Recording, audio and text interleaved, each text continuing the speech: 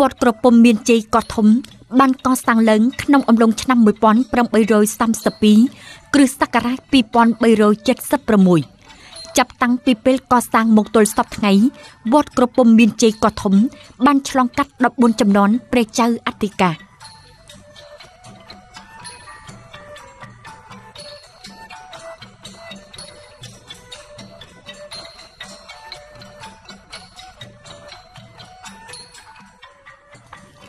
វត្តកោះធំមិនត្រឹមតែមានអត្ថន័យប្រវត្តិសាស្ត្របដិវត្តន៍ប៉ុណ្ណោះទេ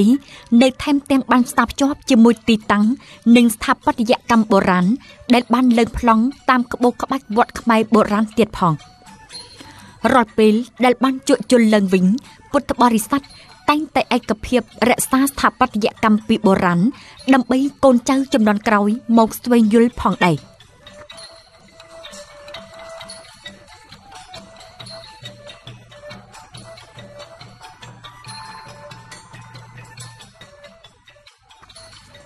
រូបសំណាកព្រះពុទ្ធទ្រង់ព្រះរាជនិព្វានបានដាក់តាំងនៅចំកណ្ដាលបរិវេណវត្តព្រះវិហារវត្តក្រពុំមានជ័យកោះធំ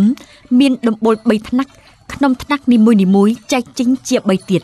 បណ្ដាដំបូលសុទ្ធតែបានរចនាក្បាច់រូបនាគប៉ុតពេនឆ្លាស់ជាមួយក្បាច់អណ្ដែតដូចជារូបរាហូកេណោ